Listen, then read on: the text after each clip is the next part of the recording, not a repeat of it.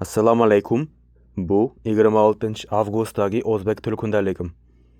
Men buni hozir 27-avgustda tungi soat 5:30da yozib, soat 10da buni gapiryapman. Soat 10da uyda otamning karavotida yotib buni gapiryapman.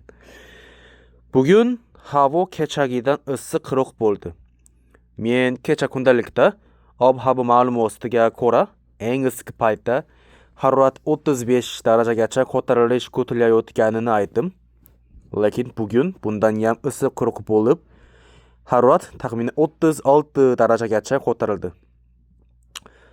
Ob-havo ma'lumotiga ko'ra, ertangi kundan boshlab dushanba kunigacha, ya'ni dushanba kuni tungacha juda uzoq vaqt davomida yomg'ir yog'ishi kutilmoqda. Lekin men kecha aytganimdek 4 ta tayfun Xitoyga yetib borgan edi. Lekin faqat Saudel nomli tayfundan tashqari boshqa 3 ta tayfun mutaxassislar taxmin qilganidan ancha juda ertaroq uzoqlashib ketdi. Ular pasaytirishib ketdi. Shu sababli kutilganidan kamroq yomg'ir yog'adi. Shunday holatda Koreyadagi issiqni uncha yaxshi kamaytirish mumkin emas. Ko'p mutaxassislarning fikriga ko'ra, ertaga yomg'ir yog'gan bo'lsa ham havo uncha salqin bo'lmaydi. Men bugun parhez uchun ishlayotganimda ancha kam yeyishga muvaffaq bo'ldim. Nonushtada bitta tovuq yuragi va kimchi mandusini yedim. Mandu bu O'zbekistonda va Xitoyda ham uchraydigan taom. Men O'zbekistonda sayohat qilganimda buni banti deb atashlarini ko'rdim. Mandu turli mamlakatlarda turlicha nomlanadi. O'zbekistonda manti, Xitoyda mantov, baozi yoki jiaozi, Koreyada mandu, Yaponiyada esa gyoja, Vietnamda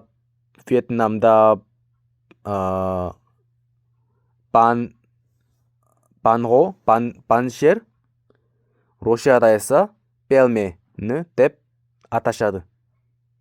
Ularning kelib chiqishi bir-biriga o'xshash.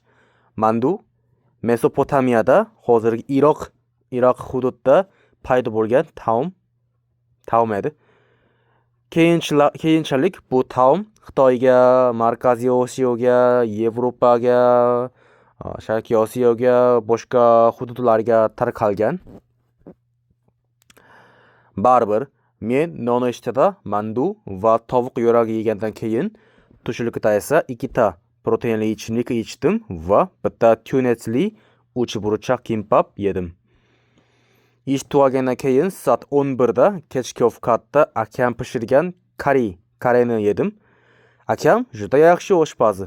U hozir universitetga qaytmadi. Shunday ishlash ham qilmayapti. Soat payi ham ishlamayapti. U faqat uyda dam olyapti. Men nimaga u shunday qilayotganini bilmayman. Lekin u armiyada juda yaxshi oshpaz edi. Shu sababli otamning bergan kartasi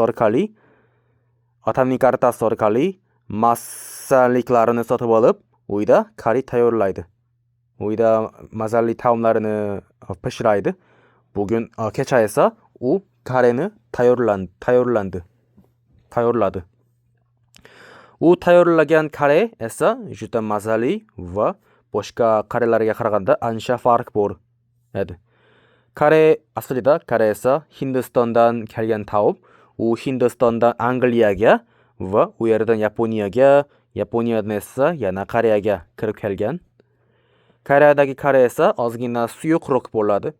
Odatda idishga guruch solib, uning ustidan kare quyiladi. Boshqa mamlakatlardagidek kareni guruch bilan birga yeyishdan ko'ra, Koreyadagi kare esa guruchni kare bilan aralashtirib yeyishiga yaqinroq bo'ladi. Lekin akamning karesi esa Yaponiyadagidek juda quyuq va ta'mi kuchli edi. Shu sababli kare kamroq quyilgan bo'lsa ham juda mazali yeya oldim. Men buni ertaga, ya'ni hozir buni yozayotgan paytda ishlayotganimda tushlik qilmay, uyda tushlikda yemoqchiman va men hozir yozayotganimda bugun minimarketga tushlik qilmay, hozir buni birinchida gapiryapman. Bu videoga olgandan keyin men buni yemoqchiman. Kareni akamning karesi yemoqchiman tushlikda.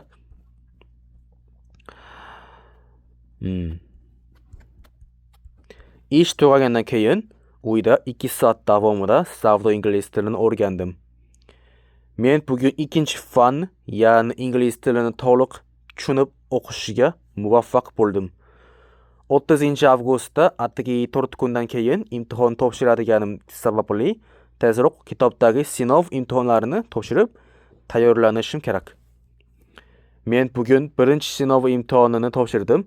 Aslida buning qiyinligi hozirgi paytda haqiqiy imtihonlarda uchraydigan savollarga qaraganda osonroq bo'ladi. Aslida chunki bu eski imtihonlardan bir 2017-yildagi imtihon. Hozirgi paytda masalan 2026-yil, 2025-yildagi imtihonlar esa ular ko'ra olmayman ular. Bu savdo ingliz tili bu hukumatda ochiladigan imtihon va hukumatda esa buni e'lon qilmayapti. Buni hozirgi paytda faqat 2019-yildagigacha e'lon qilib, undan keyingi imtihonlarini esa e'lon qilmayapti. Nimaga shunday qilishni bilmayman. Qadimgi 2017, 18, 19-yildagi imtihonlardan 30 darajasi taxminan 30% edi. Ozgina ancha baland ekan. Lekin hozirgi paytda esa 30 darajasi faqat 10% atrofda. 10, 12, 14% atrofda. Menimcha bu sinov imtihonidan hech bo'lmasa 80 ball olishim kerak. Bugungi imtihonda faqat 53 ball olishga erishdim. Lekin aslida menimcha bu juda yaxshi, chunki bu birinchi fan. Tashqi savdo amaliyotini hali takrorlamaganman. Faqat shuni o'qidim, faqat buni o'qidim. Hammasi kitobini to'liq o'qigandan keyin darhol o'qib bo'lgach, darhol bu imtihonni topshirdim. Bundan tashqari aslida men bugungi yakshanbadagi imtihondan o'tishim mumkin emasligini o'ylayman. Chunki faqat 2 hafta, 3 hafta men faqat juda qisqa vaqtda buni o'qiganman va men aytganimdek, hozirgi yilda bu imtihonlarni e'lon qilmayapti hukumat bu imtihonlarni e'lon qilmayapti. Shu sababli uning qiyinligini men bila olmayman. Shuning uchun bugungi yakshanbadagi imtihonni esa faqat uning qiyinligini tekshirish uchun topshiradigan haqiqiy imtihon esa noyabr oyida bo'ladi. Men bu imtihonda o'tsam bu juda yaxshi, eng yaxshi. Lekin yiqilgan bo'lsam ham bu yomon emas. Masalan, iyul oyida topshirgan logistika mutaxassisligi imtihoni esa men bundan o'tish uchun juda harakat qildim. Lekin men yiqilishga majbur bo'ldim. Shu paytda esa men juda afsuslandim. Bunga qaraganda bu savdo ingliz tili imtihoni esa undan men juda kamroq o'qidim. Faqat 2 hafta atrofda. Shu sababli bundan yiqilgan bo'lsam ham men uncha afsuslana olmayman. Uncha ko'p afsuslanmayman.